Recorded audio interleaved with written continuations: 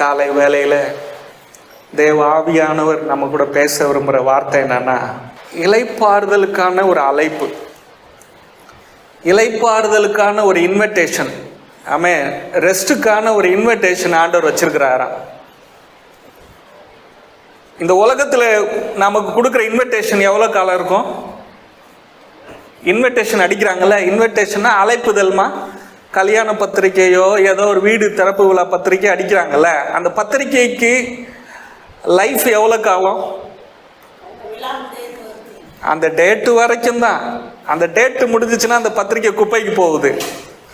ஆனால் தேவன் உங்களுக்கும் எனக்கும் அவருடைய இளைப்பாறுதலுக்கான ஒரு பத்திரிக்கையை, ஒரு இன்விடேஷனை கொடுத்துருக்கிறாராம். என்னைக்குன்னா ஆதாம் பாவத்தில் விழுந்தான் பாருங்க, அன்னைக்கு கொடுத்தாராம். இந்த இளைப்பாறுதலுக்குள்ள வா அப்படின்னு கொடுத்தாராம். இன்ன வரைக்கும் அந்த இன்விடேஷன் ஃப்ரெஷ்ஷாக தான் ஓப்பன் பண்ணி தான் இருக்கான், அது க்ளோஸ் ஆகவே இல்லையா. இப்போ படிக்கிற பசங்களுக்கு அப்ளிகேஷன் ஆன்லைனில் போடுவாங்க, இந்த டேட்டோடு முடிய போகுது, நிறைய காரியங்கள் இந்த டேட்டோடு முடிய போகுதுன்னு சொல்லுவாங்கல்ல. முடிஞ்சிருச்சுன்னா எக்ஸ்டெண்ட் பண்ணுவாங்க, இன்னும் கூட 2 வாரம் நாங்கள் எக்ஸ்டெண்ட் பண்ணுறோம் அப்படின்னு சொல்லுவாங்கல்ல. ஆனால் இந்த உலகத்தில் எல்லா அப்ளிகேஷனும் எல்லா ஃபார்மும் சலுகைகளும் ஒரு டேட்டு வரைக்கும் தான் இருக்கும், அதுக்கப்புறம் அந்த டேட்டு முடிஞ்சிருச்சுன்றோம் இல்லைங்களா. ஆனால் தேவன் உங்களுக்கும் எனக்கும் அவருடைய இளைப்பாறுதல், அவருடைய சமூகத்தில் ஒரு ஆரோக்கியமான வாழ்க்கை, ஒரு நிம்மதியான வாழ்க்கை, மன அமைதியான அந்த வாழ்க்கைக்கான இன்விடேஷனை ஆதாம் என்னைக்கு பாவம் செஞ்சானோ அன்னையிலேருந்து இன்ன வரைக்கும் ஓப்பனாகவே வச்சிருக்கிறாராம். எப்படியாவது தெரியாமலாவது விழுந்துருவானா அப்படின்னு. ஒரு ராஜா தன் பொண்ணை கல்யாணம் பண்றவனுக்கு இந்த ஏரியை தாண்டி நீச்சல் அடிச்சு அந்த பக்கம் போன என் பொண்ணை கொடுக்குறேன் நான் ராஜா. ஆனா அந்த ஏரியில ஃபுல்லா முதல்ல இருக்குதான். தெரியாம எவனோ ஒருத்தனை தள்ளி விட்டானா, அவன் உள்ள விழுந்தான், ஐயோ முதல்ல கடிச்சிட போதுன்னு உயிருக்கு தப்பிச்சு அந்த பக்கம் கரை சேர்ந்துட்டான் பாருங்க. ராஜா அவனுக்கு பொண்ணு கொடுத்துட்டான். ராஜா சொன்னா, உனக்கு எப்படிடா இந்த தைரியம் வந்துச்சு அப்படின்னு கேட்டான்னா, எனக்கு எங்க தைரியம் வந்துச்சு, எவன் என்ன அந்த ஏரியில தள்ளி விட்டான், அவனை காட்டு முதல்ல அப்படின்னா. பாருங்க, இது ஒரு ஜோக்கு கதையா இருந்தாலும் எப்படியாவது அவர் இன்விடேஷன்ல, அவருடைய அழைப்புதல், அவருடைய இளைப்பாறுதலுக்கு அந்த திறந்து வச்சிருக்கிறாரு அந்த டோர். கல்யாண மண்டபம் கூட குறிப்பிட்ட டைம்ல மூடிடுது இல்லைங்களா. சந்தோஷமான இந்த உலகத்துல அநேக இடங்கள் இருக்குல்ல, மால் இருக்குது, எல்லாமே ஒரு குறிப்பிட்ட டைமுக்கு அப்புறம் என்ன பண்ணிடுது, க்ளோஸ் பண்ணிடுறாங்க. ஆனால் ஆண்டவர் உங்களுக்கான என்ஜாய் பண்ணுறதுக்கு, ஆசீர்வாதமாக வாழ்வதற்கு, ஆரோக்கியமாக இருப்பதற்கு, மன நிம்மதியாக சமாதானமாக இருக்கிறதுக்கான டோர் அவர் திறந்தே வச்சிருக்கிறாராம். நியாயப்பிரமாணம் என்னன்னா டோர் மூடி வச்சிருந்துச்சான். கிருபாசனத்துக்கு அண்டைக்கு யாரும் வரக்கூடாது, இந்த இடம் வரைக்கும் ஊழியக்காரன், வெளியே வரைக்கும் தான் விசுவாசிகள் அப்படின்னு அடைச்சு வச்சிருந்துச்சான். இயேசு என்னைக்கு சிலுவையில் மரித்து உயிர் தெழுந்தாரோ அந்த டோர் எப்பயுமே இரவும் பகலும் உன் வாசல் பூட்டப்படாது இருப்பதாகன்னு வேதம் சொல்லுது. திறந்து வச்சிருக்கிறாராம். எப்படியாவது எந்த நேரத்திலேயாவது நீ உழுந்து வாழ்க்கையில நீ நல்லா வந்துருவியா அப்படின்னு அவர் விரும்புறார். இந்த காலை வேளையில எத்தனை பேர் அதை நீங்க உணர்றீங்க? இந்த தேவன் எவ்வளவு நல்லவர்ன்றதை உணர்றீங்களா? ஆமென். எபிரேயர் 3ஆம் அதிகாரம் 7வது வசனம். ஆகையால் பரிசுத்த ஆவியானவர் சொல்லுகிறபடி இன்று அவருடைய சத்தத்தை கேட்பீர்களாகில். ஆவியானவர் சொல்றாரு, இன்னைக்கு என் சத்தத்தை நீங்க கேட்பீங்கன்னா, கேத்தலிக் பைபிள் எப்படி போட்டிருக்குதுன்னா, அதனால் கடவுளுடைய சக்தி சொல்வது இதுதான். கடவுளுடைய சக்தி சொல்லுதான், இன்று நீங்கள் அவருடைய பேச்சை கேட்டால் எவ்வளவு நன்றாக இருக்கும் அப்படின்னு. இன்னைக்கு அங்க என்ன வார்த்தை போட்டிருக்குங்க? இன்னைக்கு நீங்க அவருடைய சத்தத்தை, அவருடைய பேச்சை நீங்கள் கேட்டால் எவ்வளவு நன்றாக இருக்கும். பக்கத்துல பார்த்து சொல்லுங்க, இன்னைக்கு ஆண்டவருடைய சத்தத்தை கேட்கிறதற்கு உங்களை ஒப்பு கொடுத்தீங்கன்னா எவ்வளவு நல்லா இருக்கும். ஆவியானவர் உங்களுக்கு சொல்றாரு. சந்தோஷமா? பாருங்க, அறிமுகமா ஒரு வார்த்தை நான் சொல்றேன். ஆதாமும் ஏவாளும் பாவம் செஞ்சு தேவனுடைய மகிமையை இழந்து ஏதேன் தோட்டத்தை விட்டு வெளியே அனுப்பினார் தேவன். அவரும் வெளியே வந்துட்டார் இல்லைங்களா? உங்களை அனுப்பிட்டு அவரு உள்ள இல்லை. எத்தனை பேருக்கு இது தெரியும்? ஏதேன் தோட்டத்திலிருந்து ஆதாம் ஏவாளை அனுப்பிட்டு அவரும் வெளியே வந்துட்டாரு. தேவன் மோசமானவர் அப்படின்லாம் நிறைய சொல்றாங்கல்ல, நிறைய பேர் பேசுறாங்கல்ல, பட்சிக்கிற அக்கினி அப்படிலாம் பேசுறாங்கல்ல. அவங்க சொல்ற மாதிரி அவர் மோசமானவரா இருந்திருந்தா என்ன பண்ணியிருக்கணும்? நான் அந்த ஏதேன் தோட்டத்தை உருவாக்கி கொடுத்தேன். நான் உருவாக்குன மனுஷன் பரிசுத்தமா இல்லை, என் வார்த்தைக்கு கேட்கல, பாவம் செஞ்சுட்டான், என் கூட அவன் பழகுவதற்கு வாழ்வதற்கு தகுதியை இழந்துட்டான், அவனை வெளியே விரட்டிட்டேன். நான் இது உள்ளதான் இருக்கிறேன்னு சொல்லியிருந்தா அவர்கள் சொல்லுகிறது போல நம்முடைய ஆண்டவர் மோசமானவரா இருந்திருக்கலாம். ஆனால் அவர் நல்லவர் என்று நான் சொல்றேனே. ஏன் நல்லவர் சொல்றேன் தெரியுமா? நான் படைச்ச என் மகனும் மகளும் அவங்க தப்பு பண்ணி என்னுடைய மகிமையை, நான் அவங்களுக்கு கொடுத்த ஆசீர்வாதத்தை இழந்தாலும் இனிமே அவங்க இது உள்ள இருக்க முடியாது. அவங்க வெளியே போகணும்.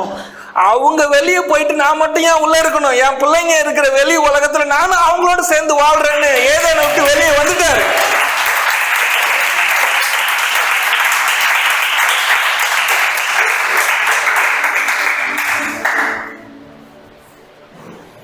கவனிக்கிறீங்களா? இதுதான் கிறிஸ்தவ வாழ்க்கையினுடைய ரொம்ப ஆழமான சுவிசேஷமாக இருக்கிறது. இதுதான் பாருங்க, நீங்க கிறிஸ்துமஸ்ன்னு கொண்டாடுறோம்ல, அதனுடைய வெளிப்பாடே இதுதான். பரலோகத்தில் இருக்கிறவரு பூமியில வந்து பிறக்கிறாரு. புரியுதுங்களா? ஆண்டவருடைய மனசெல்லாம் என்ன தெரியுமா? என் ஜனங்க இருக்கிற இடத்துல நான் இருக்கணும்.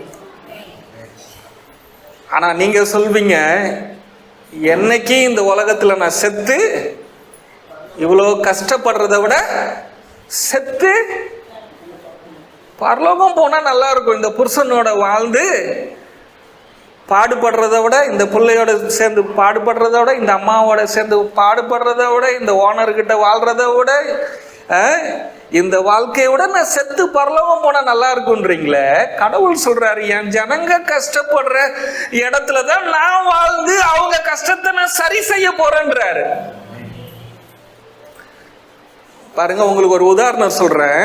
பைபிள்ல ஒரு மனுஷன் இருந்தானா, கோபக்கார மனுஷன். அவன் நல்ல மனுஷன், அவன் பேர் மோசே. அவன் பார்வோனுடைய அரண்மனையில ராஜாவுக்கு மகனா வளர்க்கப்படுறான்.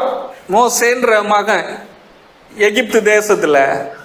அவன் வந்து அவ்வளவு நல்லவனா, எகிப்தில பார்வோனுடைய குமாரன் குமாரத்தி எனப்படுவதை வெறுத்து தேவ ஜனங்களோட பாடுகளை அனுபவிப்பது எனக்கு சந்தோஷம் என்று சொல்லி அதை தூக்கி போட்டுட்டு அந்த ஜனங்களோட கஷ்டப்பட்டானா. வேதத்தில் இருக்கிற ஒரு மனிதனே இவ்வளவு நல்லவனா இருப்பான் அப்படின்னு நீங்க அறிஞ்சிருக்கிறீங்களே, அப்போ தேவன் எவ்வளவு நல்லவர். ஒரு மனுஷனே, நான் அவ்வளோ வசதியா இருக்கிறேன், அரண்மனையில வாழ்றேன், என் ஜனம் என்னுடைய இனம் இங்க கஷ்டப்படுது, என் இனத்தோட சேர்ந்து நான் வாழ்றேன், எனக்கு இந்த ராஜ வாழ்க்கை வேணாம், தூக்கி போட்டு வரானா. இயேசுவும் தேவனுக்கு குமாரனாக ராஜாதி ராஜாவாக பரலோகத்துல வீற்றிருக்கிறவர், அது வேணான்னு சொல்லி உங்களுக்காக எனக்காக இங்க பூமிக்கு வந்திருக்கிறார். அதனால இன்னைக்கு நீங்க ஒரு முடிவு எடுக்கணும். இந்த பூமியில தான் நான் சிறப்பான வாழ்க்கை வாழ போறேன். இந்த பூமியில தான் நான் ஆசீர்வாதமா வாழ போறேன். இந்த பூமியில தான் நான் ஆரோக்கியத்தோடு வாழ போறேன், வெற்றியோடு வாழ போறேன். எவ்வளவு சவால்கள் வந்தாலும் நான் விட்டுற மாட்டேன்டா. நான் தோத்துறேன், நான் விட்டுற மாட்டேன், சுதந்திர மாட்டேன், எழும்புவேன். அப்படி எழும்புவதற்கு வாய்ப்பு இருக்குதா? அவர் தேவ தூதர்களுக்கு கை கொடுக்காமல் ஆபிரகாமின் சந்ததிக்கு கை கொடுத்திருக்கிறார். உன்னை எத்தனை முறை கீழே தள்ளுனாலும் உனக்கு கை கொடுத்து தூக்கி விடுற ஒருத்தர் இருக்கிறார்.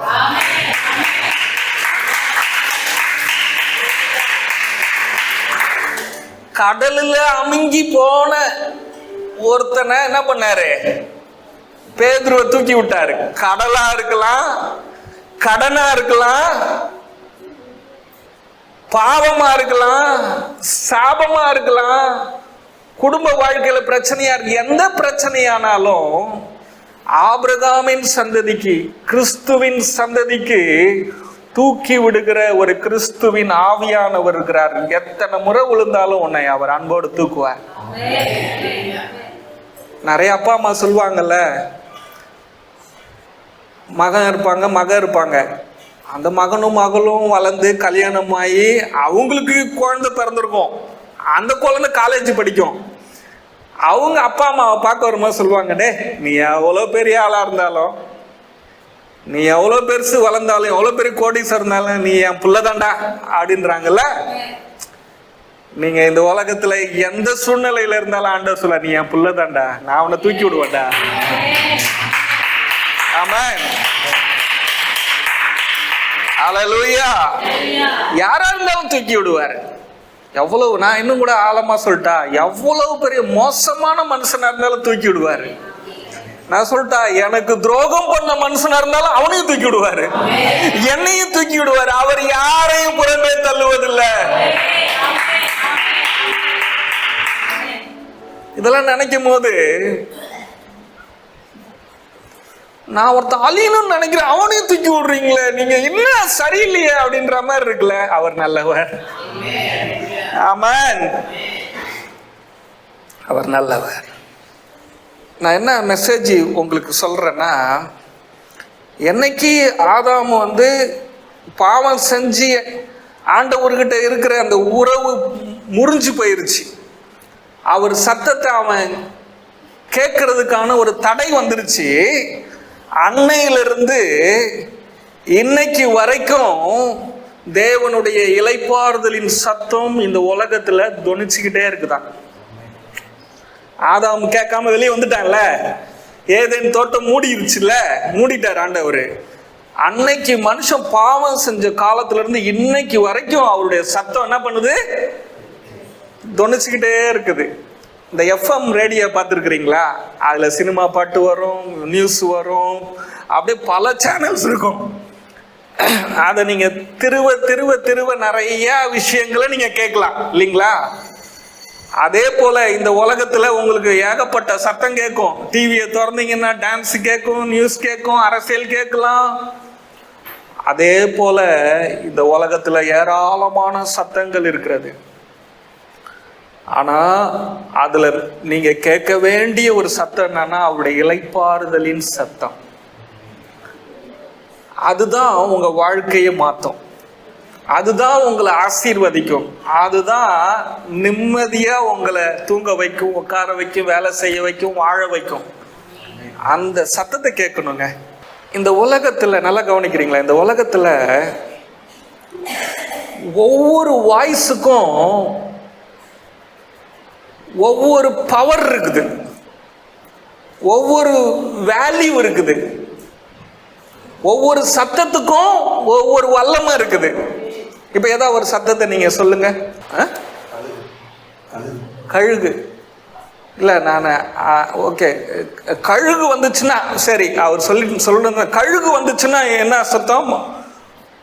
ஆடு, கோழி, பாம்பு எல்லாம் பயப்படும் அந்த சத்தத்துக்கு, ஓடி போய் மறையும். எலிங்க எல்லாமே என்ன பண்ணும்? ஓடி போய் மறையும். அந்த சத்தம் ஒரு சில பூமியில இருக்கிற விலங்குகளுக்கெல்லாம் பயம், ஓடி போய் மறையும். அந்த கழுகு சத்தத்துக்கு ஒரு வேல்யூ இருக்கு, ஒரு சில மிருகங்கள் பயப்படுது. இப்போ கடன் கொடுத்தவன் வீட்டில் ஏமா ஏமா வீட்டில் தான் இருக்கிறோம், ஆனால் கதவை திறக்க மாட்டேங்கிறோம். அவன் 10 முறை கத்துறானே. கடைசியில் நம்ம வீட்டில் இருக்கிற சின்ன பசங்களை அனுப்புவோம். என்னங்க யாருங்க? அவன் தினமும் வரவன் தான். இவன் கேட்பான் யாருன்னு. அம்மா இல்லையா? அம்மா கடைக்கு போயிருக்கு. வீட்டில் அவனுக்கும் தெரியும் காசு கொடுக்கறதுக்கு கையில் இல்லை, வீட்டில் தான் இருக்குது இந்த அம்மா, பையனை விட்டு சொல்லுதுன்னு. அப்போ அந்த கடன்காரனுடைய சத்தம், அதுக்கு என்ன பவரு? பயம். ஐயோ காசு இல்லையே, எப்படி கடனை கட்டுமோ, அவன் வேற வந்து வாசலில் நிற்கிறானே. இப்போ டாக்டர் ஒன்று சொல்லிட்டார், அம்மா உனக்கு பிபி அதிகமாகிடுச்சுமா, சர்க்கரை வியாதி, கொஞ்சம் சர்க்கரை அதிகமாகிடுச்சுமா. அந்த டாக்டருடைய சத்தம் உங்களுக்கு என்னத்தை கொண்டு வருது? புரியுதுங்களா? இதே மாதிரி ஒவ்வொன்றுக்கும், ஒவ்வொரு சத்தத்துக்கும் ஒவ்வொரு பவர் இருக்குது இல்லைங்களா? அது ஐயோ வியாதி வந்துருச்சா. ஆனா இந்த உலகம் அது உங்களுக்கு ஒவ்வொரு வாய்ஸும் சத்தமும் உங்களுக்கு கொடுக்குது. அந்த ஒவ்வொரு சத்தமும் உங்களை ஒவ்வொரு விதத்துல உங்க ஹார்ட் என்ன பண்ணுது? நெருக்குது இல்லைங்களா? உண்மையா இல்லைங்க? நான் சொல்றது புரியுதுங்களாங்க? ரொம்ப எளிமையா நான் சிம்பிளிஃபை பண்ணி பண்றேன், உங்களுக்கு பேசுறேன். புரியாத மேட்டர் ரொம்ப ஈஸியாக்கி சொல்றேன். இந்த உலகத்துல ஒவ்வொருத்தனும் உங்களுக்கு பேசுற சத்தமும் உங்களை ஒவ்வொரு விதத்துல உங்க இதயத்தை காயப்படுத்துது, வாழ்க்கைய ரொம்ப வெயிட் ஆக்குது, கஷ்டமாக்குது, வேதனைப்படுத்துது. ஆனா இவைகளின் நடுவில் ஒரே ஒரு சத்தம் இருக்குது. அது ஆவியானவருடைய சத்தம், அது இயேசுவின் சத்தம். அந்த சத்தம் என்னன்னா இளைப்பாறுதலின் சத்தமா.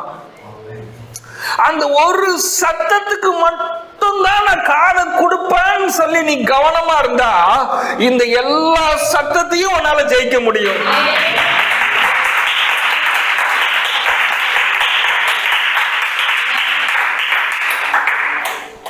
நான் சொன்னது எத்தனை பேருக்கு புரிஞ்சிச்சு? நான் இதை விட்டுட்டு அடுத்து போலாமா? ஏன்னா புரியாத ஒரு பிரசங்கத்தை பண்ணி, ஆமா, அப்போ அந்த இளைப்பாறுதலின் அந்த சத்தம் அது எப்படியாகிலும் இந்த உலகத்தில் இருக்கிற ஒவ்வொரு மனுஷனும் கேட்க மாட்டானான்னு சொல்லி இன்ன வரைக்கும் அந்த இன்விடேஷன் ஓப்பனாவே வச்சிருக்கிறார்.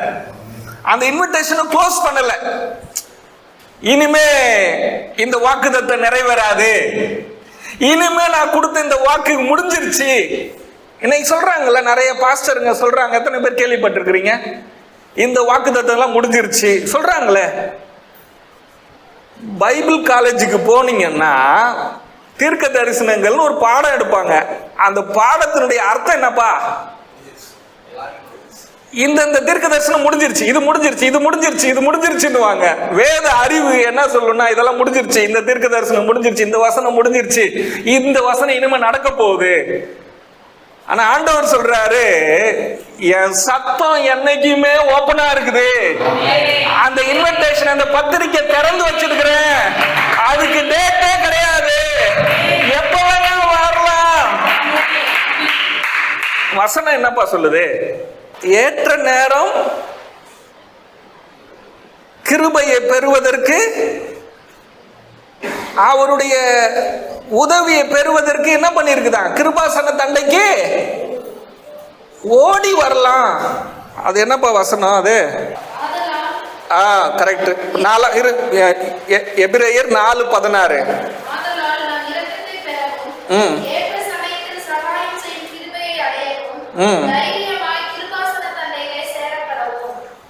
இப்ப சொல்லுங்க, அவருடைய இளைப்பாறுதலுக்கான பத்திரிகை, அந்த இன்விடேஷன் திறந்து இருக்குதா, க்ளோஸா இருக்கா? ஓப்பன்ல தான் இருக்கு. நாம் இரக்கத்தை பெறவும், ஏற்ற நேரம், எந்த நேர சமயத்தில் வேணா உதவி செய்யும் கிருபையை அடையவும், உதவி செய்கிற. அப்போ அந்த இளைப்பாறுதலின் சத்தத்தை கேட்கும் போது, கேட்கறதுக்காக உனக்கு என்னைக்குமே ஆண்டவர் ரெடியா இருக்கிறாரு. ஆமென். உன் வாழ்க்கையில் இருக்கிற எல்லா பிரச்சனையும் மாறுவதற்கு அவருடைய ஒரு சத்தம் போதும். அவர் உன்கிட்ட பேசி உன் வாழ்க்கையை கரெக்ட் பண்றதுக்கு அவரு ரொம்ப ரெடியா இருக்கிறாரு. டோரை திறந்து வச்சு ஆயத்தமா இருக்கிறாரு. நீ தைரியமா கிருபாசன தண்டைக்கு சேர கடவுள், நீ வரலாம், நீ வந்து சேர்ந்துக்கலாம் அப்படின்றார் ஆண்டவர். ஆமென். இது வரைக்கும் புரிஞ்சிச்சிங்களா உங்களுக்கு? எத்தனை பேருக்கு நம்பிக்கை வரும் இந்த சத்தத்தை கேட்க போறேன்? இந்த சத்தம் இளைப்பாறுதலின் சத்தம்னா எப்படி கேட்கும்? பிரசங்க ஈஸி தானே. அதை எப்படி உங்களுக்கு இப்பயும் கேட்குது, உங்களுக்கு இப்பயும் கேட்டுட்டு இருக்குது அந்த இளைப்பாறுதலின் சத்தம். அப்ப அந்த இளைப்பாறுதலின் சத்தம்னா என்ன? நீங்க சொல்லுங்க பார்க்கலாம். இப்பவுமே கேட்குது உங்களுக்கு. யாரா சொல்ல முடியுமா அந்த சத்தம் என்ன என்னன்னு சொல்ல முடியுமா? அவங்க சொல்ல முடியுமா? இளைப்பாறுதலின் சத்தம் இப்பவும் உங்கள் இயேசுவை ஏற்றுக்கொண்ட உங்கள் ஒவ்வொருவருக்கும் கேட்குது. அவருடைய வார்த்தை தான். அது எப்படி இப்பவும் உங்களுக்கு கேட்டுட்டு இருக்குது. ஆனா உங்களுக்கு தெரியும், ஆனா அது உங்களுக்கு எனக்கு சொல்ல தெரியல. உங்களுக்கு எத்தனை உங்களுக்கு நீங்க சொல்ல முடியுமா? இல்ல இல்ல ஆஹா இல்ல இல்ல இல்ல இல்ல ஆஹா. ஆனா உங்களுக்கு தெரியும் அது. ஆனா அந்த அளவுக்கு நீங்க அதை இதை குறிச்சு யோசிக்கல. அதெல்லாம் ஓகேம்மா. இதெல்லாம் நீங்க வசனம் சொல்றீங்க. நான் உங்க வாழ்க்கையில தினமும் அந்த அனுபவத்துல நீங்க வரீங்க. ஆனா அந்த அனுபவத்தை நீங்க என்ன பண்ணிடுறீங்க? இந்த உலகம் அது பெருசா நினைக்க வைக்கல உங்களை. இப்ப என் வாழ்க்கையில தினமும் நடக்கிற அனுபவத்தை நான் உங்களுக்கு சொல்றேன் பாருங்க. அந்த இளைப்பாறுதலின் சத்தம்னா என்ன? எழுதுறவங்க எழுதிக்கங்க, காதுல கேட்டீங்கன்னா மறந்துடுவீங்க. அந்த இளைப்பாறுதலின் சத்தம்னா என்ன தெரியுமா தினேஷ்? நம்ம ரூம்ல இருப்போம், மொபைல் நோண்டிட்டு இருப்போம், படுத்துட்டு இருப்போம். என்கிட்ட ஆண்டவர் சொல்வாரு, வீட்டில் உட்காந்துட்டு இருப்பேன், பல காரியங்களை யோசிச்சுக்கிட்டே இருப்பேன். நீ சர்ச்சுக்கு போ அப்படின்னு. ரெண்டும் ஒரே பில்டிங் தான், ஒரு கிராஸ் தான், ஒரு டோர் தான். நீ சர்ச்சுக்கு போ அப்படின்னு. நான் சொல்வேன், இப்போ தானே காலையில் ஆரம்பிச்சு, நான் ஒரு 10 மணிக்கு போகிறேன் அப்படின்னுவேன். அப்புறம் நான் அப்படியே உட்காந்துக்கிட்டு எதையோ யோசிச்சுக்கிட்டு இருப்பேன், இது வேணுமே அது வேணுமேனு. நீ சர்ச்சுக்கு போ அப்படின்னு சொல்லும். சரி மதியானம் சாப்பிட்டுட்டு போகிறேன் அப்படின்னுவேன். மறுபடியும் பேசுவார். ஆனால் நான் சர்ச்சுக்குள்ளே வரவே மாட்டேன், அங்கே அப்படியே வீட்லேயே உட்காந்துக்கிடுவேன். புரியுதுங்களா? இதுதான் அவருடைய இளைப்பாறுதலின் சத்தம். அந்த சத்தத்துக்கு கீழ்ப்படிஞ்சு அப்படியே நடந்து வந்து சர்ச்சில் இப்படி உக்காந்துட்டேன்னு நினைச்சுக்கீங்களேன், நான் விரும்பின காரியம் கர்த்தர் என்கிட்ட பேசிடுவார். இப்போ உங்களுக்கு புரியுதா? இப்போ உங்ககிட்ட காலையில அப்படியே இந்த கையை என்ன பண்ணுவீங்க கவனிக்கிறீங்களா? இந்த கையை, இந்த 2 கையும் இப்படி நல்லா ஜொல்லு ஊத்தி அப்படியே உடம்பெல்லாம் சுருக்கிட்டு தூங்கிட்டு இருப்போம். காதுல சொல்லும், நான் உங்ககிட்ட பேசலான் இருக்கிறேன், நீ ஜெபம் பண்ண வருவியா? இந்த அனுபவம் இல்லை. எத்தனை பேருக்கு இருக்கு அது? அது இல்லைன்னா நீங்க இங்க உட்கார வேண்டிய அவசியமே கிடையாது. நீங்க ஏஞ்சி வெளியே போயிடலாம். நீங்க இந்த இயேசுவை கும்பிட வேண்டியதே இல்லை. உண்மையா இல்லையாம்மா? நியாயமா இல்லையா? அவர் சொல்வாரு, நீ எழுச்சன்னா நான் உன்கிட்ட பேசுறேன். நம்ம என்ன சொல்லுவோம்? ரொம்ப தூக்கம் வருது, நான் ஒரு 7 மணிக்கு எந்திரிக்கிறேன்னு தூங்கிடுவீங்க. மறுபடியும் 11 மணிக்கு. நீங்க நம்ம எங்க மிஸ் பண்றோம்? புரியுதுங்களா? நான் பேசுறது உங்களுக்கு யூஸ்ஃபுல்லா இருக்காமா வாலிப பசங்களுக்கு? அவர் இங்க வா இங்க வா அப்படின்னு கூப்பிடுறாருல, அதுதான் இளைப்பாறுதலின் சத்தம். அதுதான் ரெஸ்ட் இன் வாய்ஸ். ஆமா, வாய்ஸ் ஆஃப் ரெஸ்ட். அதுதான். அதுக்குள்ள நீங்க வந்துட்டீங்கன்னு நினைச்சுக்கீங்களேன். சரி, அதை கேட்டுட்டு நீங்க வந்துட்டீங்கன்னா என்ன பண்ணலாம்? நான் இதை கடைசியில பேசலான் இருந்தேன். ஆண்டவர் என்னை முதல்லயே பேச வைக்கிறாரு. சரி, இப்போ கையை முடக்கிட்டு தூங்குறோம், ஆண்டவர் பேசுறாரு. வந்தாச்சு. இப்போ என்ன பண்ணியாச்சு? சரி ஆண்டவரே, பாஸ்டர் வேற அந்த வாய்ஸ் ஆஃப் பீஸ பேசி இருக்கிறாரு, அப்போ ஆண்டவர் கண்டிப்பா பேசுவாருன்னு இன்னைக்கு நாளைக்கு காலையில எழுந்துச்சு நீங்க போயிட்டு உங்களுக்கான அந்த பிரேயர் இடத்துல போய் உக்காந்துட்டீங்க. உக்காந்துட்டு என்ன பண்றது? அந்த வாய்ஸை கேட்கணும்னா அதுதானே தினமும் பண்றீங்களே. இந்த கம்ப்யூட்டர் மாதிரி உங்க மூளையில எல்லார் மூளையிலையும் ஒரு பிரேயர் இருக்குது. இந்த கம்ப்யூட்டர்ல இருக்கிற மாதிரி உங்க எல்லார் மூலையிலும் ஒரு பிரேயர் இருக்குது. நீங்க ஜெபம் பண்ற பிரேயரைய வாய்ஸ் ரெக்கார்டு பண்ணுங்க பார்க்கலாம். இன்னைக்கு போய் ஒரு பிரேயர் பண்ணுங்க. இன்னைக்கு 8 நாளைக்கு நீங்க பிரேயர் பண்ணுங்க. ஒரு வாரம் நீங்க பண்ற பிரேயர் எல்லாம் நீங்க ரெக்கார்ட் பண்ணுங்க. அந்த 7 நாள் நீங்க பண்ண பிரேயரும் அப்படியே கம்ப்யூட்டர் ரெக்கார்டு மாதிரியே இருக்கும், மாற்றமே இருக்காது. அப்ப அம்மா சொன்னாங்க, ஆண்டவர் சொல்லிட்டாரு, நான் போய் உட்காந்துட்டேன் ஜெபம் பண்ணணும். அப்ப ஜெபம் பண்ணா அந்த வாய்ஸ் கேட்டுருமா? நோ, கேட்காது. அதுதான் நீங்க நல்லா பண்றீங்களே, உங்களுக்கு தான் நல்லா அதெல்லாம் சொல்லி கொடுத்துருக்குறாங்களே, எப்படி கேட்கும்? என்ன பண்ணணும்? இதெல்லாமே துதி ஆராதனை, இதெல்லாமே காலகாலமா நமக்கு நம்முடைய மூத்தவர்கள் சொன்னது. பாருங்க, பல வருஷமா நம்ம போயிட்டு பாட்டு பாடணும், ஆண்டவரை துதிச்சிருக்கிறோம், நன்றி சொல்லியிருக்கிறோம், ஜெபம் பண்ணியிருக்கிறோம் அந்த ஜெப அறைக்கு போகும் போதெல்லாம். ஆனா என் வாழ்க்கையில மாற்றம் வரலையே, ஏதோ ஒரு அசைவு வரலையே அப்படின்னா என் பேட்டர்னை நான் மாற்றணும். ஆண்டவரோடு நான் பண்றதை நான் மாற்றணும். என்ன தெரியுமா? சரி, நான் இப்படி இங்கேருந்து ஆரம்பிக்கிறேன். நீங்க போறீங்க, நீங்க முழங்கால் படிட்டு ஜெபிக்கிறீங்க, உங்க ஜெபத்தை ஆண்டவர் கேட்கிறாரு. 2 பேர்ல யார் பெரியவங்க? அப்போ பெரியவர் அவரு அப்படின்னு சொன்னா, நீங்க ஜெபத்துல உங்க தேவைகளை சொல்ல போறீங்க இல்லைங்களா? நீங்க பாட்டு பாடுறீங்க, நன்றி சொல்றீங்க, ஆண்டவரை துதிக்கிறீங்க, ஆராதிக்கிறீங்க. ஆண்டவர் சொல்வாரு, நீ எனக்கு சோப்பு போடுற. டைரக்டா உன் தேவையை நீ சொல்றதுக்கு சுத்தி வளைக்கிற. டைரக்டா ஆண்டவரே எனக்கு இன்னைக்கு இந்த காசு வேணும், இந்த கடன்காரனை நான் சந்திக்கணும், இன்னைக்கு என் தொழில ஆசீர்வதிக்கணும்னு சொன்னா ஆண்டவர் கோச்சுக்குவாரு. கரெக்டா காரியத்துக்கு வரான்னு தெரிஞ்சுக்குவாரு. அதனால நான் ஒரு பாட்டு ஒன்று பாடுறேன். உங்க டெக்னிக்கலு, உங்க மைண்டை நான் கரெக்டா கண்டுபிடிப்பேங்க. நீங்க டெக்னிக் அவ்வளவு அறிவாளி, அவரு அவ்வளவு ஒன்றும் தெரியாதவரா? உங்க மைண்டு எனக்கே தெரியுது. நீங்க ஒரு 1 மணி நேரம் மெசேஜ் 5 நிமிஷம் சொன்னீங்கன்னா நான் உங்களுக்கு அடுத்த கதையை நான் சொல்லிடுவேன். உங்க கதையை இதுதானமா சொல்ல போற, நிறுத்துமா, கிளம்புமான்ருவேன்.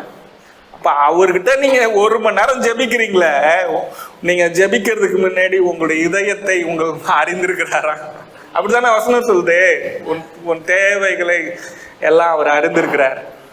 அப்போ நம்ம பாட்டு பாடுறது, நம்ம நன்றி சொல்றது, இது எல்லாமே நீ இவன் தேவையை சொல்றதுக்கு சுத்தி வரான். அவன் ஹார்ட்டுக்குள்ள இருக்கிற மேட்ரு என்ன? என் மேட்ரு எனக்கு இந்த பிரச்சனையை சரி பண்ணணும். ஆனா அதை நான் டைரக்டா சொல்லாம அப்படி போகணும் இப்படி போகணும்னு 4 பேர் எனக்கு சொல்லி கொடுத்துருக்காங்க பாஸ்டருங்க. அந்த இது அந்த அந்த உலக டிப்ஸ் எல்லாம் வச்சு நான் ஜெபிக்கிறேன். புரியுதுங்களா? உலக டிப்ஸ் எல்லாம் வச்சு நான் ஜெபத்துக்கு போறேன். ஆண்டவர் சொல்றேன். அப்போ நான் சொன்னேன், ஜெபத்தை கேட்கிறவர், நீங்க தேவையோட போய் முட்டி போடுறீங்க, உங்க சத்தத்தை கேட்கிறவர் எல்லா தேவையும் சந்திக்கிற பெரியவர். ஆமென். அப்போ நீ சொல்லணும், ஆண்டவர் சமூகத்துக்கு போகும்போது, ஆண்டவரே இத்தனை வருஷம் இதை தான் நான் பண்ணினேன், இன்னைக்கு நான் அதை பண்ண போறதில்ல. நீங்க கவனிங்க, ஏலி இருக்கிறாங்கல்ல, ஏலி தாத்தாவுக்கு, தேவ ஆலயத்தினுடைய பாஸ்டருக்கு ஆண்டவர் சத்தத்தை கேட்டே பழக்கம் இல்லை. அந்த நாட்கள்ல கர்த்தருடைய சத்தம் அபூர்வமா இருந்தது. ஆனா அது வரைக்கும் கர்த்தருடைய சத்தத்தை கர்த்தர் சத்தம் தொனிச்சுக்கிட்டே தான் இருக்குது. ஆனா அந்த சத்தத்தை கேட்கிற இடத்துக்கு மனுஷன் வரவே இல்லை. ஏலி அவன் அந்த இடத்துக்கு வரல, அவன் பிள்ளைங்களும் அந்த இடத்துக்கு வர வைக்கல. அவன் குடும்பமே தாறுமாறா இருந்துச்சு, ஊழியக்காருடைய குடும்பம். ஆனா அந்த ஆலயத்துல வேலை செய்ய வச்சிருந்தாங்க பாருங்க, சாமுவேல்ன்ற பையன். அவன் போயிட்டு எந்த இடத்துல வாய்ஸ் கேட்குமோ அந்த இடத்துலயே அவன் உட்காந்துட்டான், படுத்துட்டான். இல்ல எத்தனை பேர் படிச்சீங்க? அவன் அந்த ஆண்டவருடைய சமூகத்துல அந்த உடன்படிக்கை பெட்டியாண்டே படுத்துருவானா. அங்கேயே கூட்டிட்டு சர்ச்சை கூட்டிட்டு அவன் அங்கேயே படுத்துருவான்.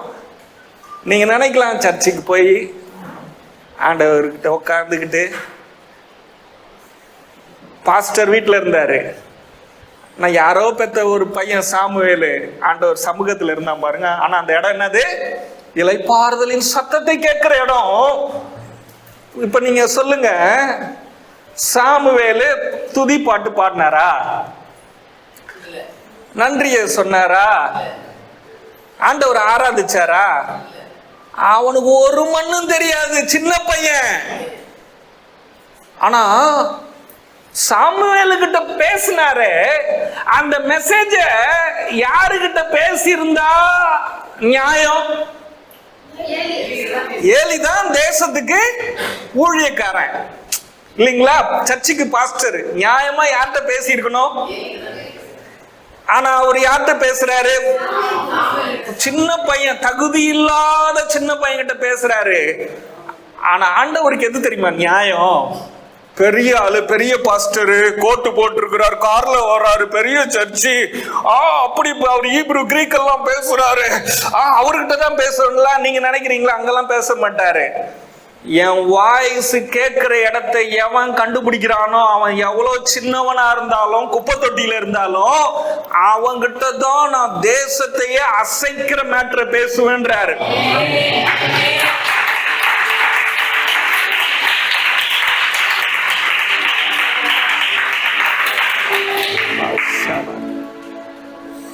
புரியுதுங்களா?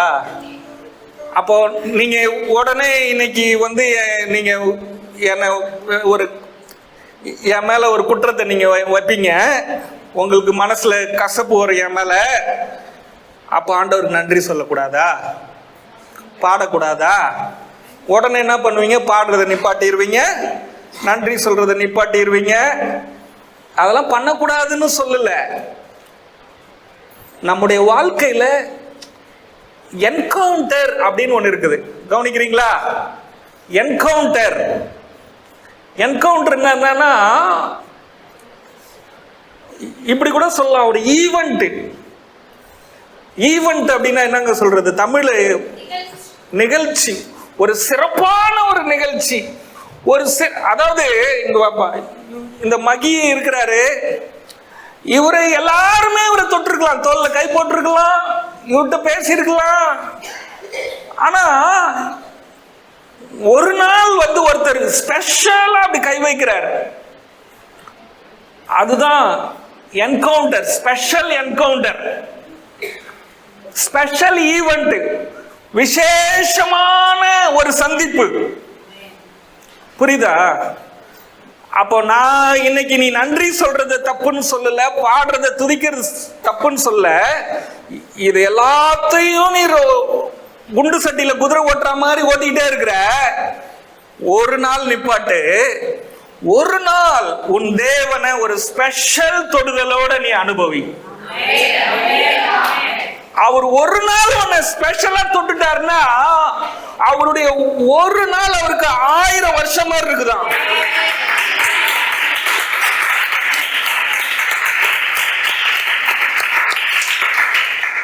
இவனுக்கு தேவை ஒரு பைக்கு, ஒரு காரு, ஒரு வேலை, ஒரு வீடு. இன்னும் அவருக்கு நிறைய மனசுல ஆசை இருக்கும். இவர் குடும்பத்துக்காக இவர் செய்யணும் நிறைய ஆசை இருக்கும். ஆனா இவரும் ஒவ்வொரு நாளும் நம்ம பண்ற மாதிரி ஜெபத்தை பண்றாரு. ஆனா ஒரு நாள் அவருடைய இளைப்பாறுதலின் சத்தத்தை கேட்கணும்னு சொல்லி ஆண்டவர் சமூகத்துல போய் உட்கார்றாருல. உட்காரும் போது அந்த விசேஷமான தொடுதல், அந்த தொடுதல், ஒரு தொடுதல் இவருடைய எல்லா காரியத்தையும் டோட்டலா மாத்தி, அந்த தொடுதலுக்கு அப்புறம் இவர் என்ன ஃபீல் பண்ணுவார் தெரியுமா? நான் நினைச்சது எல்லாம் எனக்கு ரொம்ப ஈஸியா வந்துடும், அதெல்லாம் ஆண்டவர் அற்புதமா செய்வாரு.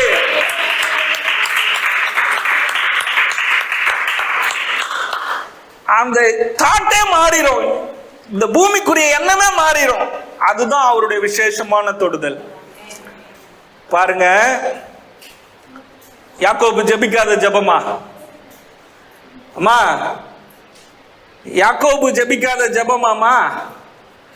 முதல்ல ஆண்டவருக்கு லஞ்சம் கொடுக்குறேன்னு சொன்னவனே அவன் தான்.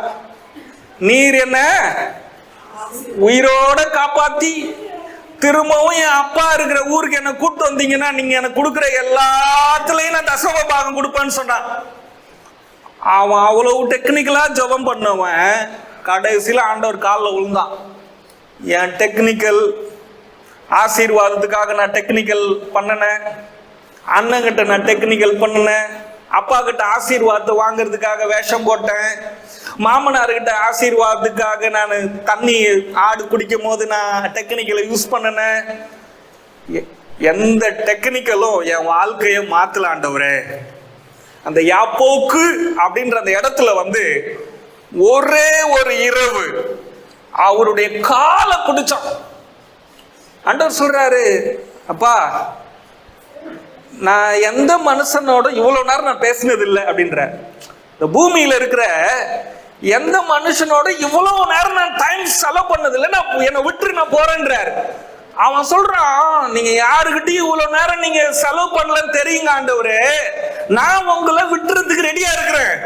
ஆனா இந்த இரவுல நீங்க என்ன ஆசீர்வதிக்கணும், இந்த இரவுல என் வாழ்க்கைய மாறணும், என் வாழ்க்கையில இருக்கிற எல்லா பிரச்சனையும் மறையணும் அப்படின்னு சொன்னா ஆண்டவர் சொன்னாரு, எஸ். அந்த தொடுதல் எங்க தொட்டாரு? அவன் தொடைய தொட்டார். அவன் போகும்போது நல்லாதான் அந்த ஆண்டவர்கிட்ட பேச போனா, நீர் என்னை ஆசீர்வதின்னு அவன் தொடைய தொட்டாரு பாருங்க. வரும்போது லேயால என்ன பண்ணும்னா அவ்வளவா அந்த புருஷனை நேசிச்சிருக்காது. ஏன்னா லேயால யாக்கோபு அதிகமா நேசிக்கல, ராகேல ரொம்ப அதிகமா அவன் நேசிச்சான். ஆனால் ராகேல இவனை ரொம்ப அதிகமா நேசிச்சு. நல்லா நடந்து போன ஒரு வரும்போது ஜெபம் பண்ணி முடிச்சுட்டு இப்படி நொண்டி வராரு. ராகேல் பார்த்துருக்கோம், ஐயே என்னடா என் அத்தான் இப்படி நடந்து வராரு, உன் நடைய தானே நான் ரசிச்சேன், உன் நடை இப்படி ஆயிடுச்சே. ஆண்டவர் சொல்றாரு, நான் யாக்கோபை சந்தித்த அந்த சந்திப்பின் அடையாளம், ஆசீர்வாதத்தின் அடையாளம், இந்த நேரத்துல இருந்து உன்னுடைய வாழ்க்கை மாற்றப்பட்டதற்கான அடையாளம் தான் அவன் நொண்டி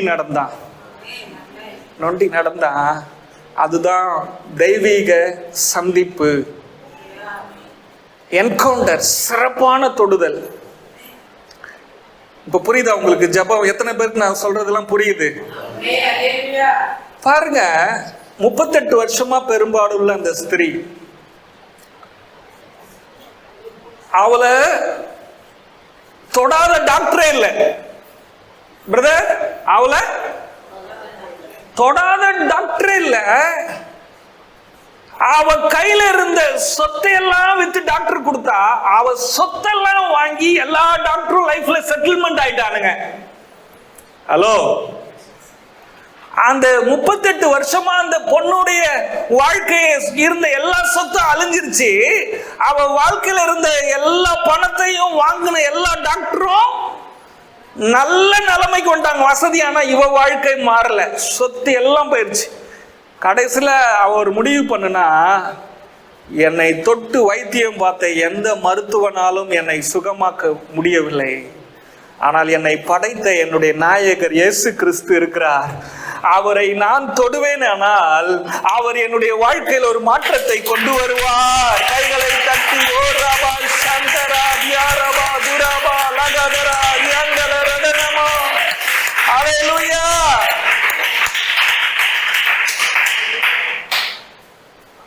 இயேசு இப்ப நடந்து வராரு. 12 சீசர்கள் இப்படி நடந்து வரும்போது ட்ரெஸ் என்ன பண்ணிருக்கோம், அவர் மேல ஒராசி இருக்கும். அத்தனை பேர் அவரை முட்டி மோதி வந்திருப்பானுங்க.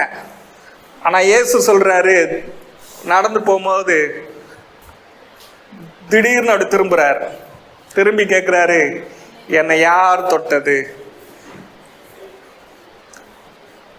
பாருங்க, அவ்வளோ நெருக்கத்துல எவ்வளவோ பேர் அவரை தொட்டிருப்பாங்க. இல்ல ஆண்டவரு, இல்ல இல்ல, இவன் எல்லாம் உலக வழக்கத்தின்படி என்ன நெருக்குனதை பேசிட்டு இருக்கிறான்.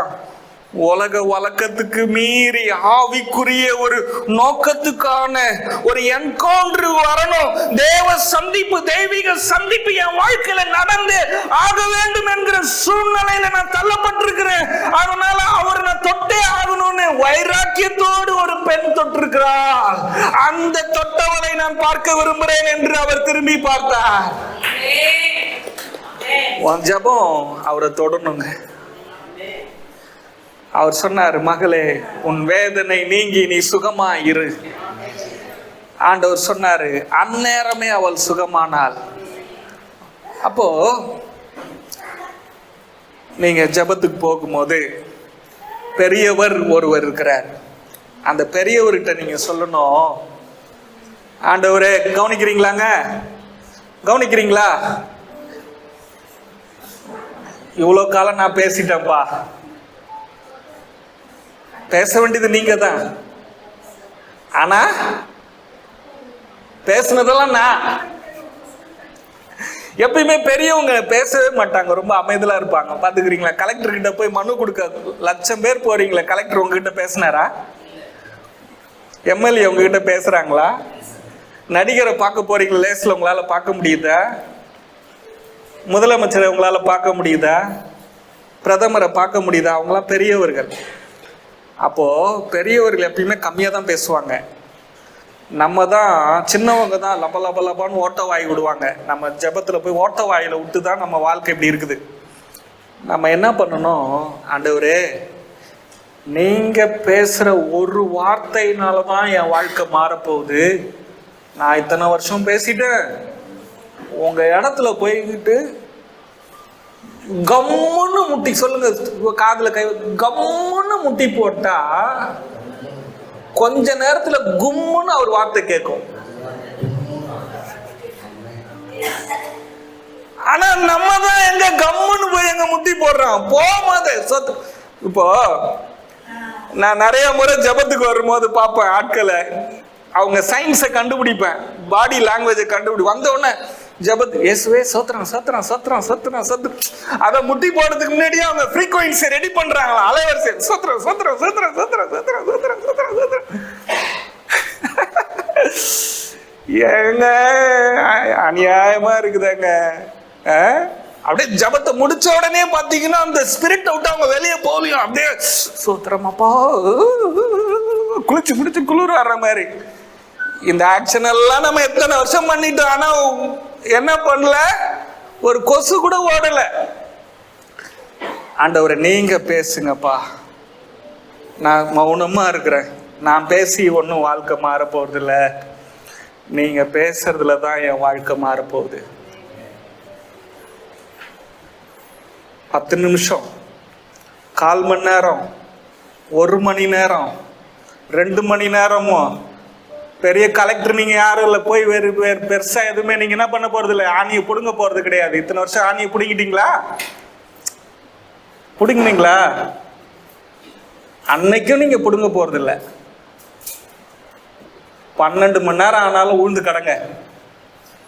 ஆனா அவர் பேசுவார். முதல் முறை கேட்கறது கஷ்டமா இருக்கும், ஆனா கண்டிப்பா பேசுவார்.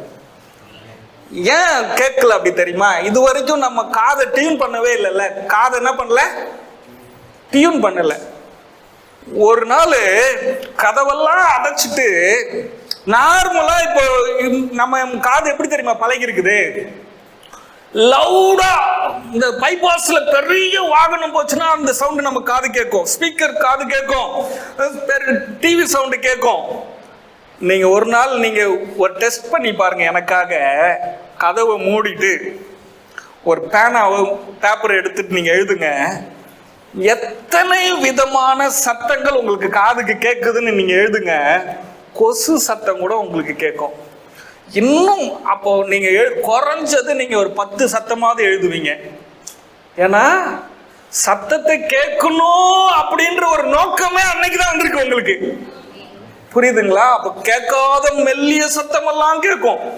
நாங்க மகி இருக்கிற வீட்டுக்கு நாங்க வாடகைக்கு போறோம். எனக்கு கேட்காத சவுண்ட் என் ஒய்ஃபு கேட்டுச்சு. ஜுல்ஸ் சவுண்ட், ஜுல் ஜுல் ஜுல் ஜுல்னு. நானும் ஒண்ணுமே கேட்கல.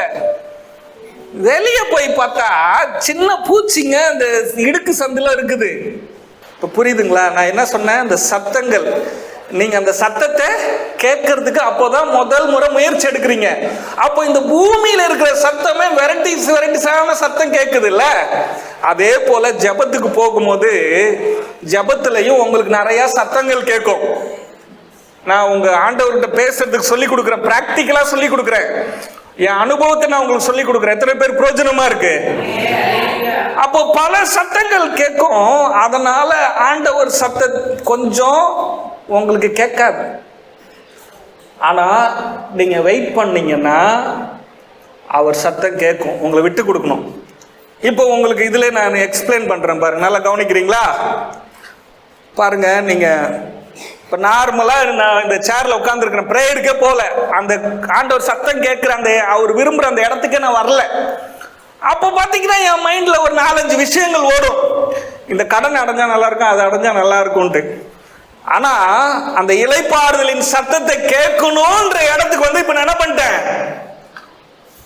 முட்டியை போட்டுட்டேன். ஏசப்பா, நான் அலைஞ்சது போதும், பட்ட பாடு போதும், இந்த மக்கள்கிட்ட நான் அனுபவிச்ச வேதனை போதும், இனிமே இந்த மக்களுடைய காணிக்கையை எதையுமே நான் நம்ப போறதில்ல, உங்களுடைய சமூகத்துல வரேன், அங்கதான் எனக்கு எல்லாம் இருக்குது, நான் முட்டி போட்டேன். இப்ப போய் அப்படி முட்டி போட்டேன்ல, ஆனா இந்த இடம் தான் எனக்கு ரொம்ப ஆபத்தான இடம். ஏன் தெரியுமா? இது வரைக்கும் எனக்கு வராத எண்ணம்லாம் வரும், என் மைண்டுக்குள்ள வராத எண்ணம்லாம் வரும். அது வரைக்கும் நிறைய பேர் யோசிச்சிருக்கவே மாட்டேன். அவன் என் மைண்டுக்குள்ள வருவான், 1000 எண்ணம் வரும். ஜபமே என்னால பண்ண முடியாது. அதாவது அவர்கிட்ட பேசணும், அவர் சத்தத்தை கேட்கணும்னு வரும்போது என் சிந்தையில அவ்வளோ மேட்ரு வரும். வருதா? எத்தனை பேருக்கு அப்படி வருது? உங்களுக்கு நான் கரெக்டாக தான் புரிய வைக்கிறேன்னு நான் ஆவியானவர் எஸ்ன்றார் எனக்கு. அப்போ எப்படி இந்த சத்தத்தை நீங்க எல்லா எண்ணங்களையும் கிறிஸ்துவுக்குள் சிறையாக்கின்னு வேதம் சொல்லுது. எல்லா எண்ணங்களையும் எடுப்பா, டைம் ஆனாலும் பரவாயில்ல, அது சிறைன்ற வார்த்தை எடுங்க பார்க்கலாம். 2 கொரிந்தியர் 10:5 பாருங்க. இல்லைம்மா, எங்கேருந்து வாசிக்கணும் தெரியுமா? 4ல இருந்து நான் வாசிக்கிறேன். நான் வாசிக்கும் போது உங்களுக்கு கொஞ்சம் இன்பமாக இருக்கும் நான் விசுவாசிக்கிறேன். எங்களுடைய போராயுதங்கள் மாம்சத்துக்கு குறியவைகளாய் இராமல், அதாவது எங்களுடைய மைண்டுக்குள்ள இருக்கிற போராயுதம், மைண்டுக்குள்ள இப்ப நிறைய வாய்ஸ் வருது இல்ல, இதுதான் போராயுதம். மாம்சத்துக்கு ஏதுவானவைகளா இராமல் அரண்களை நிர்மூலமாக்குவதற்கு தேவ பலமுள்ளவைகளாக இருக்கிறது. அல்லேலூயா. உங்களுடைய போராயுதங்கள், தேவன் உங்களை இந்த உலகத்தை ஜெயிக்க வைக்கிறதுக்கு மாம்சத்துல பலன் கொடுக்கல, ஆனா எல்லா அரண்களையும் நிர்மூலமாக்குவதற்கு தேவன் தன்னுடைய பலனை உங்களுக்கு கொடுத்திருக்கிறார். ஜபத்துல எல்லா எண்ணங்களையும் நீங்க ஜெயிக்கணும். ஆண்டவர்கிட்ட பேசுவதற்கு பிசாசு 2 கொம்பு வச்சு கருப்பா ஆட மாட்டான். அப்படி ஆடுனா பிசாசுன்னு தெரியும், நீங்க பிசாசுன்னு விரட்டிடுவீங்க. அவன் டெக்னிக்கலா உங்களுக்கு எல்லா பிரச்சனைகளையும், எல்லா பிரச்சனை கொடுத்த மனுஷன் எல்லா சிந்தையும் உங்க மைண்ட்ல கொண்டு வந்து போடுவான். அப்போ இதெல்லாம் மேற்கொள்வதற்கு தான் ஆவியில உங்களுக்கு பலனை தரார். இப்ப 5வது வசனத்தை பாருங்க.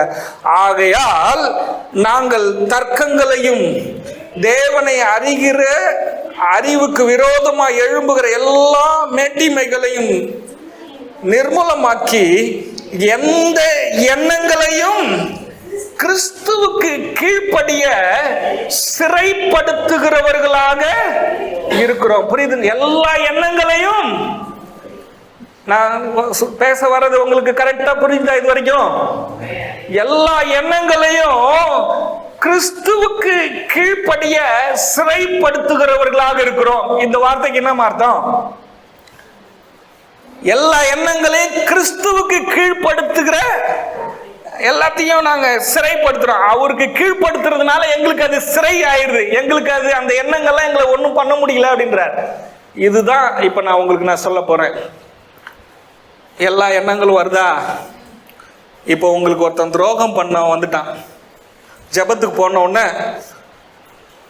அப்போ அந்த எண்ணத்தை நீங்க எப்படி ஜெயிக்கணும் தெரியுமா? ஆண்டவரே, அந்த மனுஷனை நான் நேசிச்சேன். நியாயமா நீங்க ஆண்டவர்கிட்ட சொல்லணும், ஒளிவு முறையெல்லாம் சொல்ல, அந்த மனுஷனை நான் உண்மையா நேசிச்சேன். ஆனா அந்த அண்ணன், அந்த நண்பன் எனக்கு துரோகம் பண்ணிட்டான். நானும் அதை அப்படி செஞ்சிருக்க கூடாது, நான் செஞ்சிட்டேன். உங்களுக்கு வர எண்ணங்கள்லாம் நீங்க ஆண்டவர்கிட்ட சொல்லணும். என்னென்ன எண்ணங்களை பிசாசு உங்க மைண்ட்ல வருதோ, இப்போ உங்க கடன் பிரச்சனை வருதுன்னு நினைச்சிங்களேன், அந்த கடன் பிரச்சனையை அந்த ஆண்டவரோடு பேசுற நேரத்துல உங்களுக்கு அது எதிர்த்து நிற்கும். அந்த கடனை நீங்க ஆண்டவர்கிட்ட சொல்லணும். ஆண்டவரே, எனக்கு இந்த கடன் இருக்குப்பா, இதுல நான் ரொம்ப சிக்கி தவிக்கிறேன். அப்படி எல்லாத்தையும் நீங்க அவர்கிட்ட சொல்லணும். அவர்கிட்ட சொல்ல சொல்ல கிறிஸ்துவுக்குள்ள நீங்க கீழ்ப்படிய வைக்கிறீங்க. அதை அவர்கிட்ட சொல்லணும் அந்த ஜெபத்துல. இது வரைக்கும் ஒருத்தரை நீங்க நினைச்சு கூட பார்க்கலாம், ஆனா ஜெபத்துல உட்காரும் போது அவர் உங்க எண்ணத்துக்கு வராரு, பல வருஷம் நினைக்காத வராரு. அப்ப அதையும் நீங்க சொல்லணும். சின்ன சின்ன உப்புக்கு, கத்திரிக்காய்க்கு, சர்க்கரைக்கு, கொசுக்கு சம்பந்தம் இல்லாத எண்ணங்கள்லாம் வரும். அந்த எண்ணத்தையும் நீங்க ஆண்டவர்கிட்ட சொல்லணும். அதை அப்படியே நீங்க வஞ்சகமா சொல்லக்கூடாது, அதை நீங்க அன்பாவே அவர்கிட்ட சொல்லணும். ரொம்ப நாள் அந்த அண்ணனை மறந்துட்டேன், ரொம்ப நாள் அந்த அக்காவை மறந்துட்டேன், இன்னைக்கு நினைவுல வராங்க ஆண்டவரே, அவங்கள ஆசீர்வதிங்க. எனக்கு தீமை செஞ்சாங்க அவங்க, ஆனா நான் அவங்கள ஆசீர்வதிக்கிறேன்ப்பா, அவங்க எங்க இருந்தாலும் நல்லா இருக்கட்டும்ப்பா. இப்படி வர எல்லா எண்ணங்களையும் நீங்க ஆண்டவர்கிட்ட பேசிக்கிட்டே இருக்க, ஒன்று ஒன்றா என்ன ஆகும்? அது கிறிஸ்துவுக்கு சொல்லும் போது கிறிஸ்துவுக்குள்ள அது கீழ்ப்படுத்துது, கீழே கீழே வருது. உங்க மைண்ட்ல இருக்கிறது மைண்டை விட்டு கீழே வந்துடுது. அது சிறை ஆயிருது, சிறை பிடிக்கப்படுது. வீட்டில் எலி ஓடிக்கிட்டே இருக்குது, எலி கிட்டு வைக்கிறீங்க, எலி அதில் மாட்டிக்குதுல்ல, அந்த மாதிரி உங்களை மைண்டுக்குள்ள பெருசா இருந்த எண்ணம், எல்லா எண்ணங்களும் அது ஒரு சிறைக்குள்ள போயிட்டு மாட்டிக்குது. அதுக்கு அப்படியே ஒன்று ஒன்றா நீங்க ஜெபத்தில் அது எவ்வளோ மணி நேரம் ஓடுதோ நீங்க அந்த டெஸ்ட்டுக்கு உங்களை விட்டு கொடுக்கணும். கடைசியில எல்லா எண்ணங்களும் முடிஞ்ச உடனே ஆண்டவர் சத்தம் உங்களுக்கு கேட்கும்.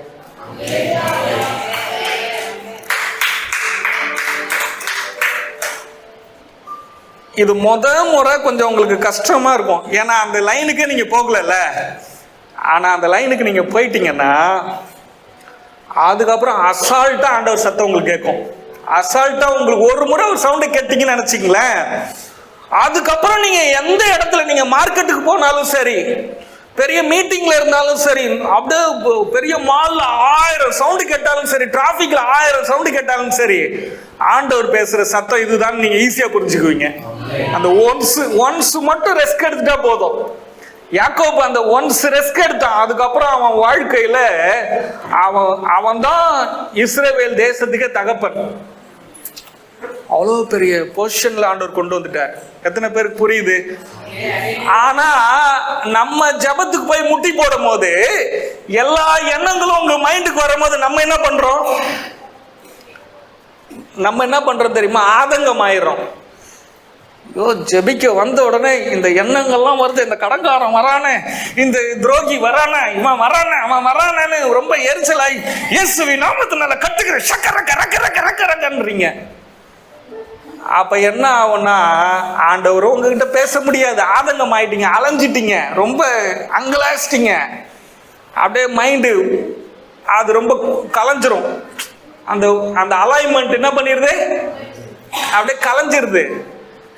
பிசாசு அதை எடுத்துக்குவான். உங்க மனநிலை என்ன பண்ணிருச்சு, இருதயத்தினுடைய ஒருமைப்பாடு குலைஞ்சதுனால ஆண்டவர் சத்தத்தை கேட்க முடியாது. ஆனா நான் முதல்ல சொன்ன பார்த்தீங்களா, இதை பண்ணாம பிசாசை நான் விரட்டுகிறேன், இதை அழிக்கிறேன், இந்த எண்ணத்தை அழிக்கிறேன்னு சொல்லி நீங்க அந்நிய பாஷை பேசி நீங்க அழிக்கிறீங்கன்னு சொன்னீங்கன்னா நீங்க ஆண்டவர் சத்தம் கேட்க முடியாது. அன்பாவே டீல் பண்ணணும். அவர் சமூகத்துக்கு போயிட்டீங்கன்னா 1000 அங்கலாய்ப்பு வரும், கோபம் வரும். அவர் பேசலன்றது கூட கோபம் வரும். இவ்வளவு நேரம் உட்காந்துருக்கிறேன், 2 மணி நேரம் உட்காந்து 3 மணி நேரம், ஒரு நாள் ஃபுல்லா உட்காந்துருக்கலாம், அவர் என்கிட்ட பேச மாட்டேங்கிறாருன்னு நமக்கு அஃபண்ட் ஆகும். மனத்தாங்கல். அதுக்கு என்ன சொல்றது? ஆண்டவர் மேலே கோவம். ஏன் என்கிட்ட பேச மாட்டேங்கிறீங்கன்னு பல்ல கடிச்சிடக்கூடாது அவர்கிட்ட. நீங்க பல்ல கடிச்சிங்கன்னா யாருக்கு லாபம் நஷ்டம்? அவர் சத்தத்துல தான் உங்க வாழ்க்கை இருக்கு. உங்க தலையெழுத்து அவர் பேசுற வரைக்கும் காத்திருக்கணும். நீங்க யாரா இருந்தாலும் எனக்கு கவலை கிடையாது. அவர் உங்க வாழ்க்கை மாறணும். யார் சத்தம் கேட்கணும்?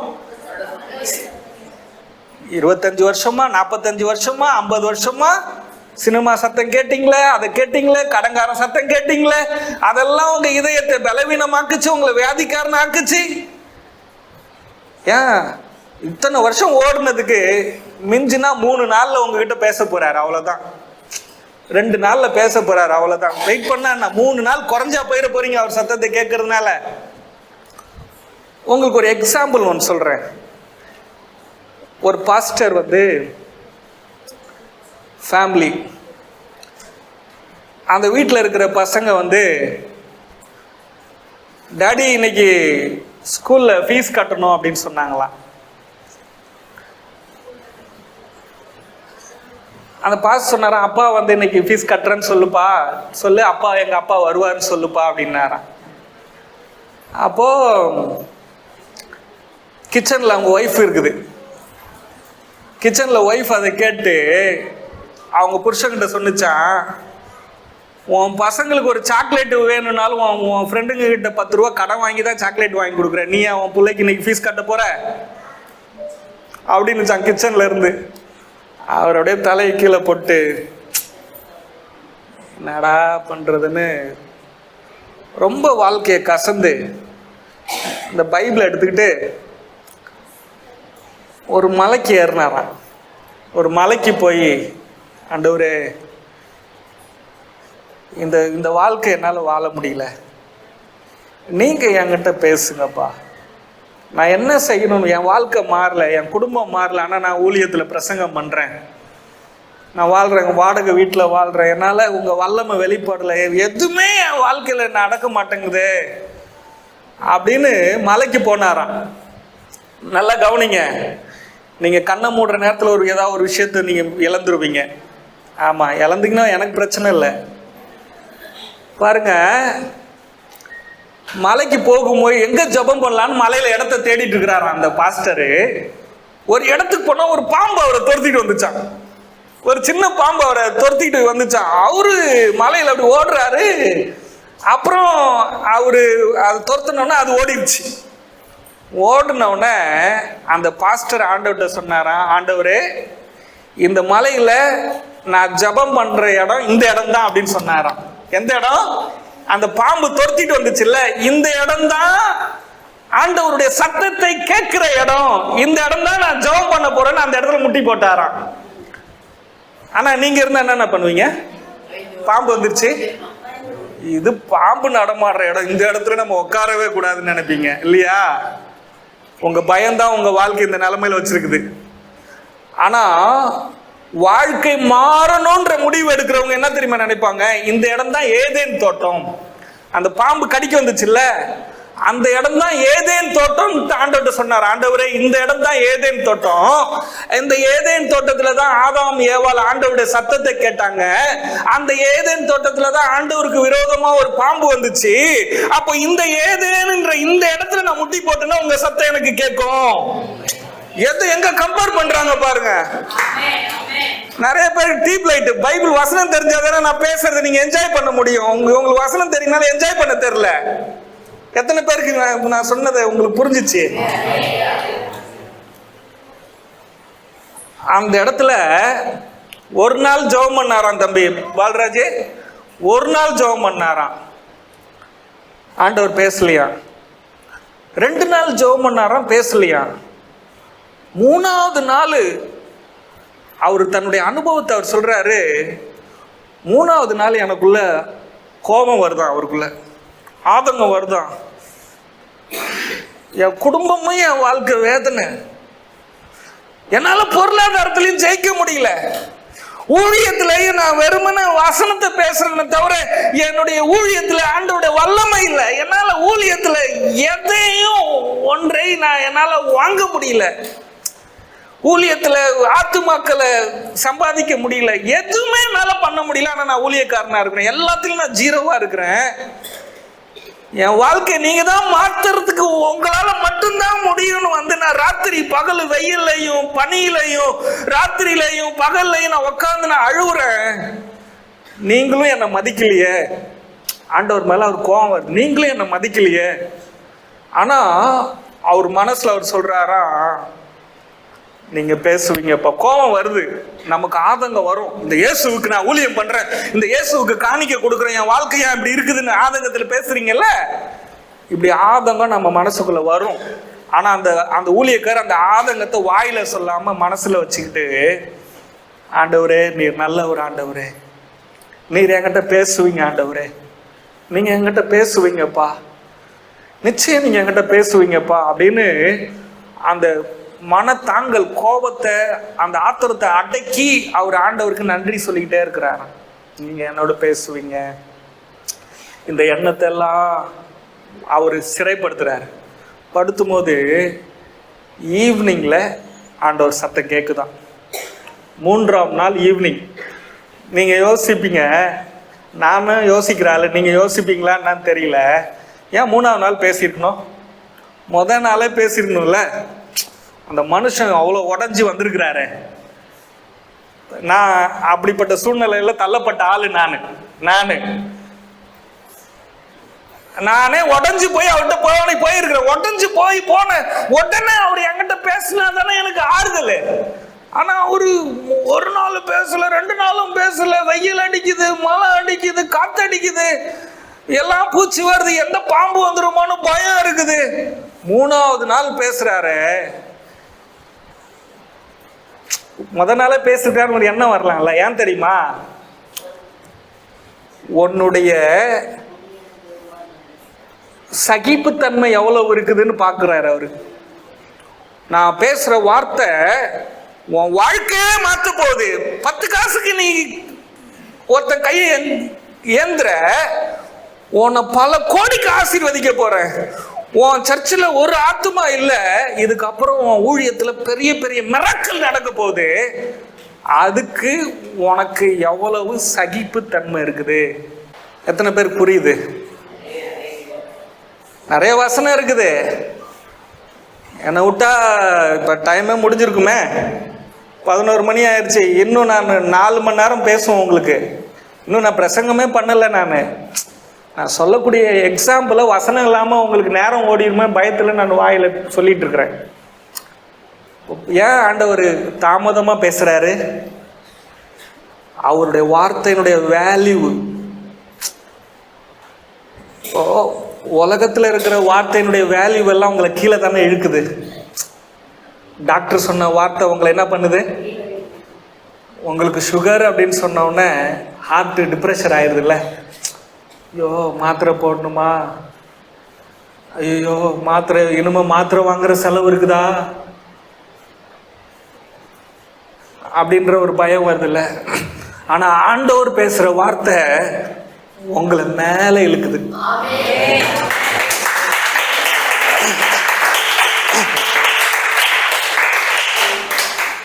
உங்களை மேல கொண்டு போகிற ஒரு உன்னதமான சத்தம், இளைப்பாறுதலின் சத்தத்துக்கு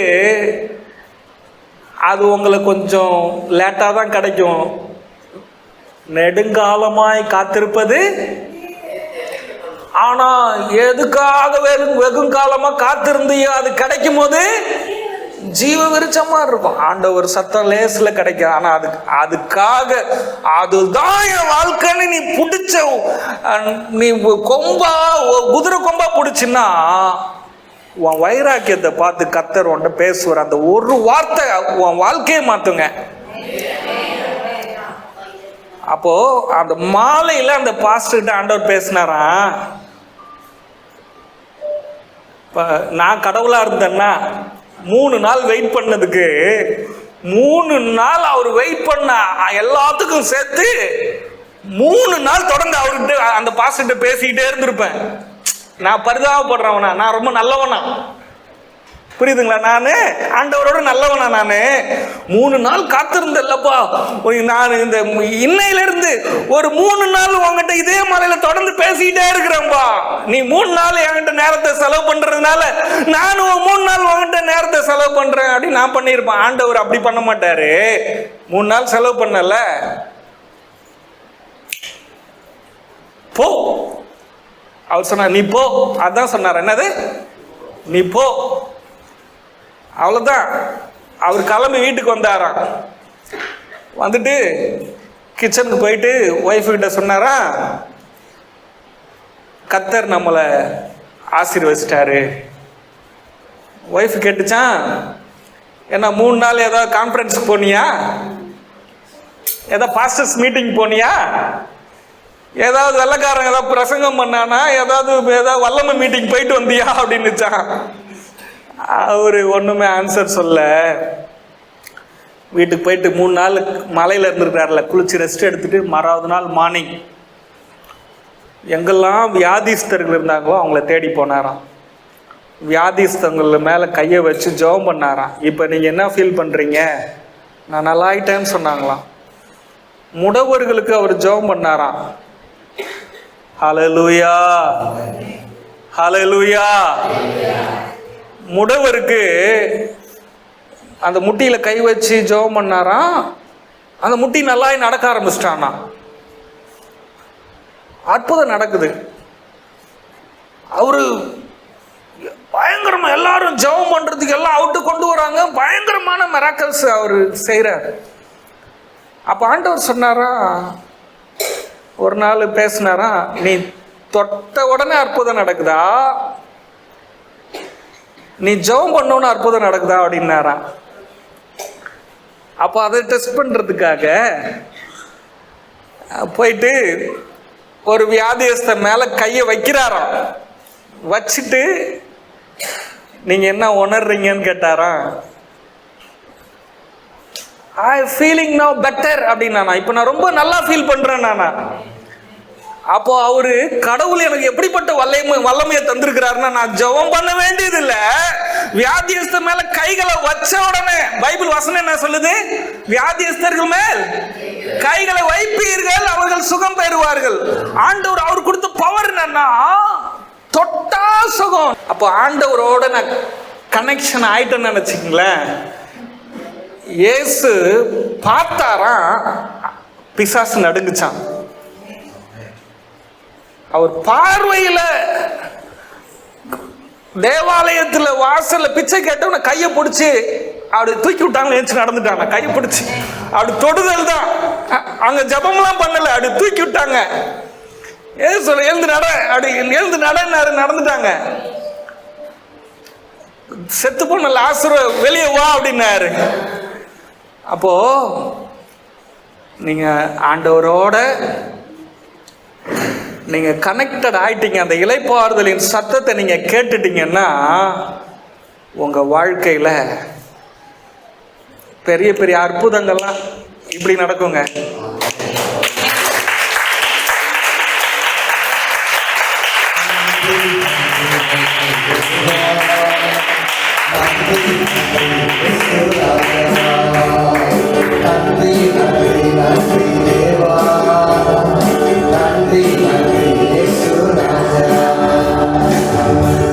Hallelujah.